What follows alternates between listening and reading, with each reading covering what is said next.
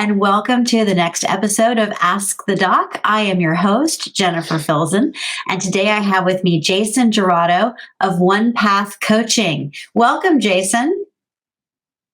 Thank you. I'm glad to be here. Oh, we're glad to have you. This is exciting. So tell us what you do at One Path Coaching. So I am doing life coaching and performance coaching. I see clients for if they think that their life's not where it wants to be, whether they have a goal or they don't have a goal, they come and see me, and we help them get that straight, and then help them find that path to getting to their goal. Okay, cool. Now that's pretty broad, but tell us a little bit more. So I understand that you are a specialist in neurolinguistics. Can you please explain what that is? Right. So neuro-linguistic programming, or NLP, the easiest way to explain it is using the language of the mind to get the results you want. So if you think about it, we code everything that is in our world in our unconscious mind. So, how do you know you like something? How do you know you don't like something? How do you remember a positive event or a negative event? And basically, neurolinguistics looks at that. So it helps people find out what those pictures are and what story you're telling yourself about those pictures, and adjusting that to live the life that they desire.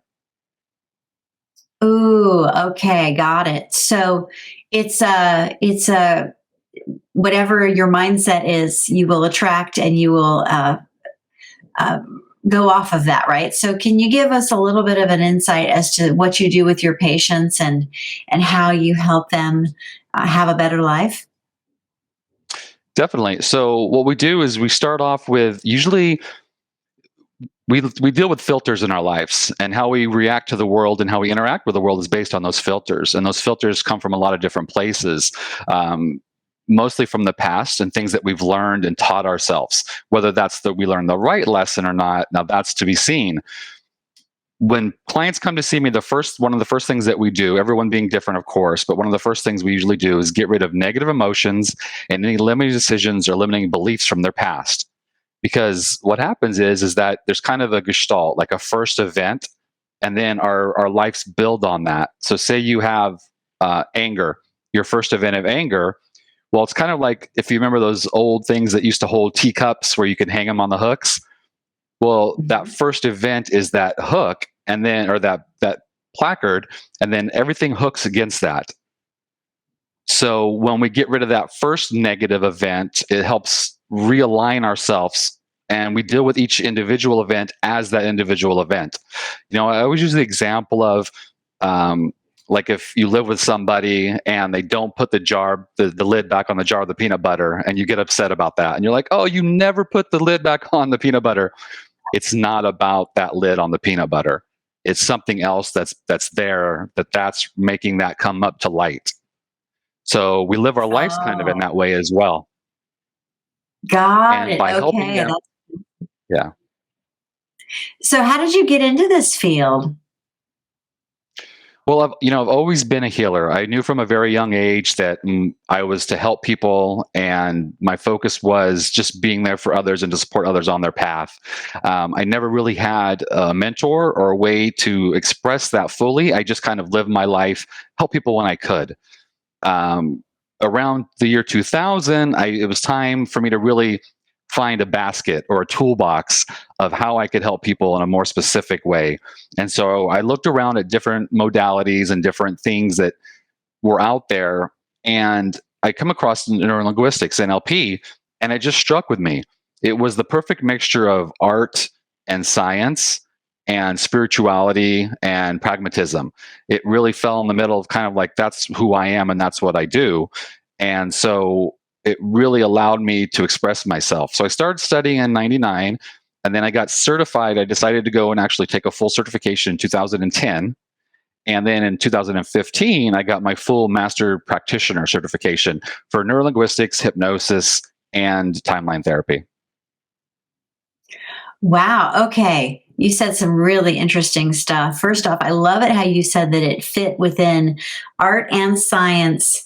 And you're right, it's a blend. It's spirituality. That's cool. And then you're using a combination of hypnotherapy as well as. So tell us more about this. So Tell us more. I'm so fascinated, and especially if you can share some of your strategies and how you've helped somebody. If you can share a success story, that would be so cool. So hypnosis, when I went to get my training in neurolinguistics, the school offered, there was three certifications: neurolinguistics, hypnosis, and timeline therapy. And at the time I was like, hypnosis, I'm not interested in that. I want the neurolinguistic part. Well, now hypnosis is really my go-to. It's really where I kind of deal with it. Now, neurolinguistics was modeled about a bunch of different other modalities, and one of those modalities was hypnosis. Milton Erickson's hypnosis, so Ericksonian hypnosis. So it's built into NLP, and I use it as well, just within it's inherent with neurolinguistics. But using hypnosis is really talking to the unconscious mind, because that's where the change happens. If we were to be able to just think in our foremind, I don't want to be upset anymore, stop being upset. We could just do that, but that doesn't work that way, does it? So we have to talk with the unconscious mind, because that's where the change happens.